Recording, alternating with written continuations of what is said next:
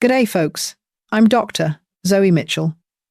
And if you're over 60 and you've ever wondered whether masturbation affects your prostate health or your risk of prostate cancer, I need you to stick with me for the next 15 minutes, because what I'm about to share with you could potentially reduce your risk of prostate cancer by 33%.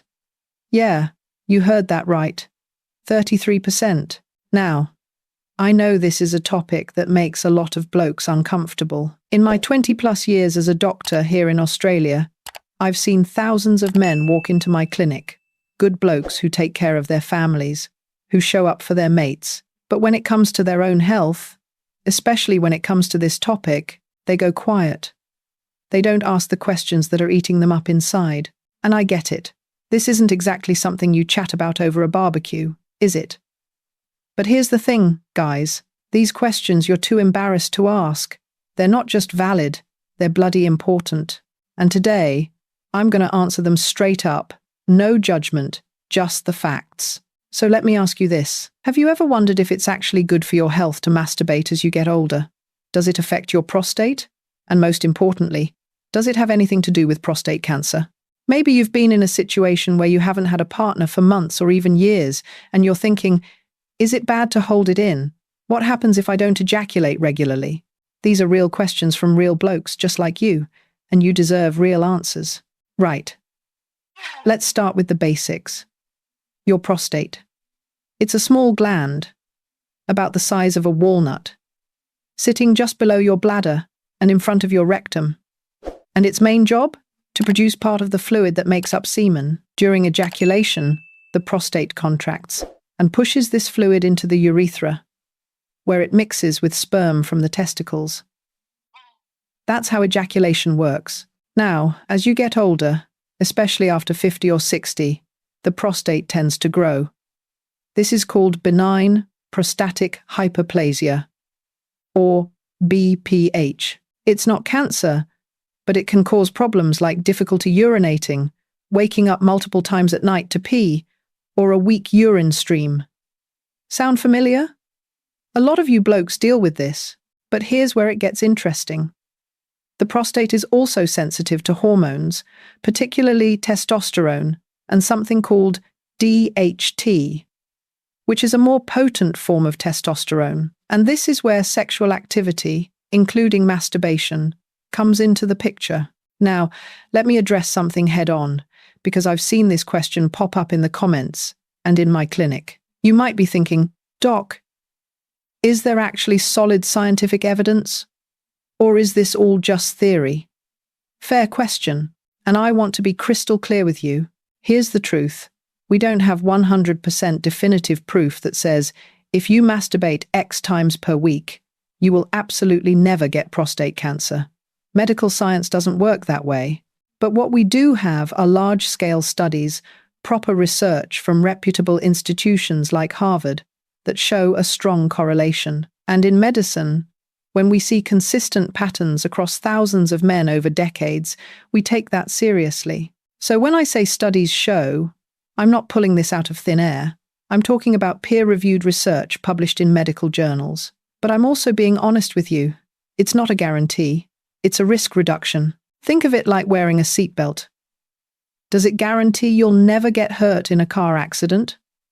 No. But does it significantly reduce your risk? Absolutely. All right. Now let me tell you about a study that changed how we think about this. Back in 2016, researchers at Harvard followed nearly 32,000 men for 18 years. 18 years! Mate, that's a serious study. And what they found was fascinating. Men who ejaculated 21 or more times per month had a 33% lower risk of developing prostate cancer compared to blokes who ejaculated only 4 to 7 times per month. Let that sink in. Almost a third less risk. That's not nothing. Now, before you start thinking you've got to hit some magic number every month, let me be clear. This isn't a race. It's not a chore. The point is that regular ejaculation, whether through sex or masturbation, appears to have a protective effect on the prostate. But why? What's actually happening in your body? Well, the theory is this. When you ejaculate regularly, You're helping to flush out potentially harmful substances from the prostate. Think of it like cleaning out a pipe. If you let things sit and stagnate, buildup can occur, but if you keep things flowing, you reduce that risk. There's also evidence that regular ejaculation might help reduce inflammation in the prostate, and chronic inflammation, that's something we see linked to prostate cancer. In blokes who suffer from chronic prostatitis, which is persistent inflammation that can be bloody uncomfortable, studies have shown that infrequent ejaculation can actually make the symptoms worse. So it's not just about cancer prevention, it's about overall prostate health. Now, I know some of you are sitting there thinking, that's all well and good, doc, but what if I can't ejaculate anymore? Or maybe you're wondering about something called retrograde ejaculation. I've had blokes ask me this in the clinic, and I've seen it in your comments too. Let me explain. Retrograde ejaculation is when semen goes backwards into the bladder instead of coming out through the penis during orgasm. You still feel the pleasure, you still have the orgasm, but nothing comes out, or very little does. This is sometimes called a dry orgasm. Now, this can happen for a few reasons. It's common after certain prostate surgeries, like a TURP, which is a transurethral resection of the prostate. If you've had surgery to treat BPH, there's a good chance you've experienced this. It can also happen with certain medications used to treat an enlarged prostate. Is it dangerous? No. Retrograde ejaculation itself isn't harmful. The semen just gets flushed out the next time you urinate, but I know it can be frustrating and confusing, especially if you weren't expecting it. And here's what I want you to understand. Even if you're experiencing retrograde ejaculation, you're still getting some of the benefits. You're still having an orgasm. You're still getting that release. And your prostate is still contracting. So don't panic if this is happening to you. It's more common than you think, especially as you get older. Now, let's talk about PSA levels, because I know this worries a lot of you. PSA stands for prostate-specific antigen. It's a protein produced by the prostate, and we measure it with a simple blood test. Elevated PSA can be a sign of prostate problems, including BPH, prostatitis, or prostate cancer. So what's a normal level? Well, it depends on your age. Generally, if you're under 50, a PSA below 2.5 is considered normal. Between 50 and 60, below 3.5, and over 60, below 4. But here's the thing, mate. These are just guidelines. I've seen blokes with PSA levels of 6 or 7 who don't have cancer, and I've seen blokes with PSA levels of 3 who do. If your PSA is elevated, say around 12 or 19 like some of you have mentioned, that doesn't automatically mean cancer. It could be BPH, it could be an infection, it could be inflammation, but it does mean you need to see a doctor, get a proper examination, and possibly a biopsy if your doctor recommends it. And I know the thought of a biopsy, or worse, surgery, scares the hell out of a lot of blokes. One of you mentioned you've got grade 4 enlargement and a suspicious spot on your MRI, and you're worried sick about surgery and cancer. I get it. That's a lot to carry. Here's my advice. Don't sit on it. The earlier you catch something, the better your options. And modern prostate surgery has come a long way. There are minimally invasive options now that have much lower risks of complications like incontinence or erectile dysfunction. Talk to your urologist. Get all the information, and don't let fear stop you from getting the care you need. Now, let's address another question I've seen pop up. What about the atom prosthesis? That's a penile implant, and it's an option for blokes who've had severe erectile dysfunction that doesn't respond to medication. If you've had prostate surgery and you're dealing with ED, this might be something your doctor has mentioned. The atom is a 3-piece inflatable implant. It allows you to have an erection whenever you want by pumping fluid into cylinders placed in the penis. Does it affect masturbation or your risk of prostate cancer? No, not really.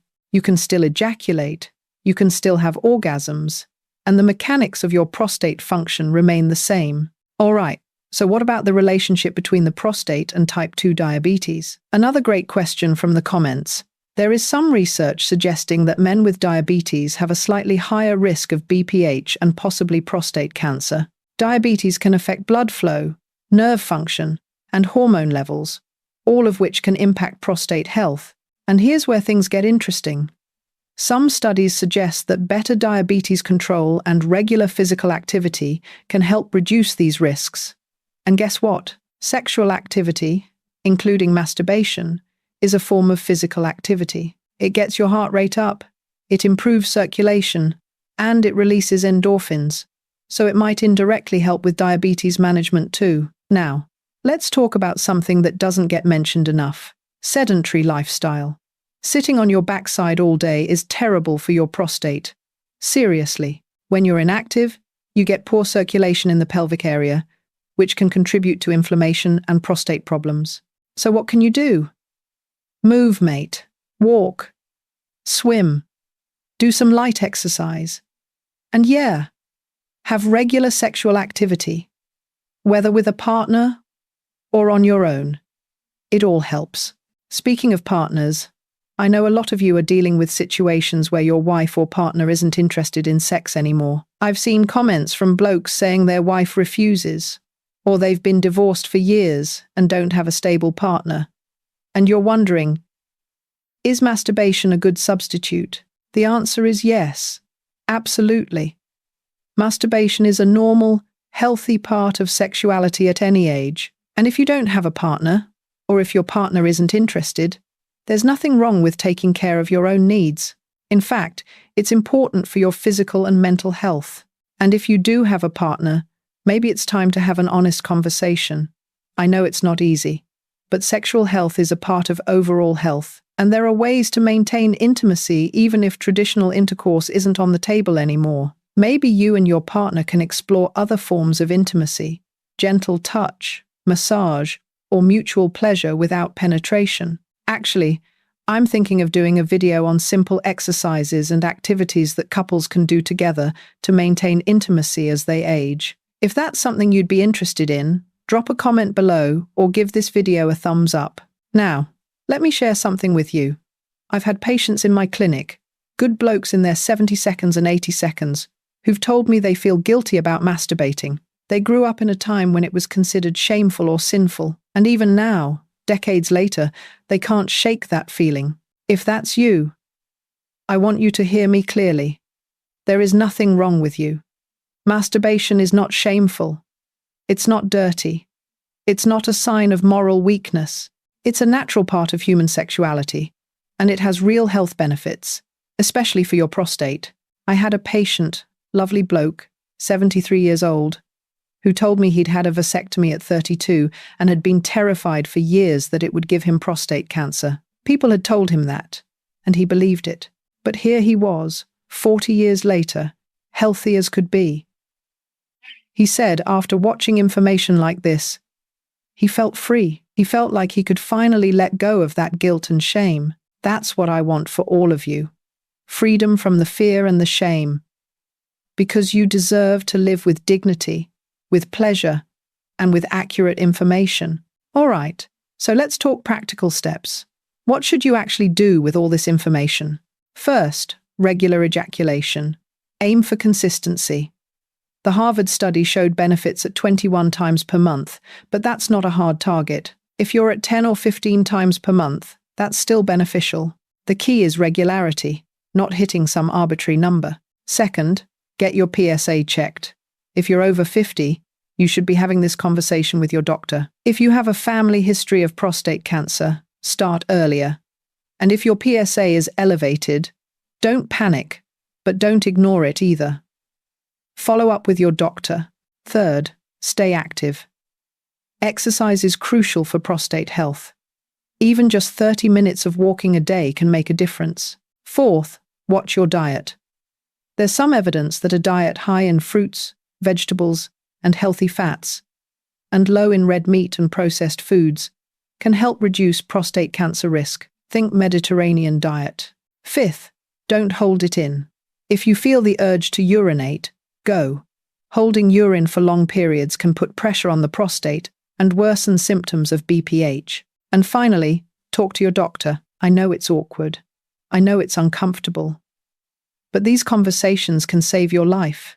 Your doctor has heard it all before. Trust me. There's nothing you can say that will shock them. Now, I want to address one more comment I saw, because it's important. One bloke said, "If I masturbate 21 times a month, I'll be completely exhausted, mentally deficient, and my bones will be ruined from calcium loss." Mate, that's not how it works. Ejaculation doesn't drain your calcium. It doesn't cause mental deficiency. And it doesn't ruin your bones. These are old myths that have been thoroughly debunked by science. What ejaculation does do is release endorphins, which make you feel good. It can help you sleep better. It can reduce stress. And yes, if you do it excessively to the point where it's interfering with your daily life, that could be a problem. But we're talking about balance here. We're talking about normal, healthy sexual activity. Listen, I've been doing this for over 20 years. I've worked with blokes from all walks of life, from their 20 seconds to their 90 seconds. And I can tell you this, the men who age well, who stay healthy and vibrant, are the ones who take care of themselves. They exercise. They eat well. They stay connected to their partners or their communities. And yes, they maintain a healthy sex life, however that looks for them. You don't have to be embarrassed. You don't have to suffer in silence. Your health matters. Your pleasure matters. And you deserve to live your later years with confidence and joy. So here's what I want you to do. If you found this information helpful, give this video a thumbs up. Share it with a mate who might need to hear this. And if you've got questions about your PSA levels, about retrograde ejaculation, about anything we've talked about today, drop them in the comments below. I read them, and I'll do my best to answer or create follow-up videos on the topics you're most curious about. And if you want more content like this, straight-talking health advice for blokes over 60, subscribe to the channel. I've got videos coming up on everything from erectile dysfunction to heart health to staying strong as you age. Remember, you've earned the right to live well. You've worked hard your whole life. You've taken care of others. Now it's time to take care of yourself. And that starts with having the courage to talk about the things that matter, even the uncomfortable stuff. Take care of yourselves, guys. Stay healthy, and I'll see you in the next video.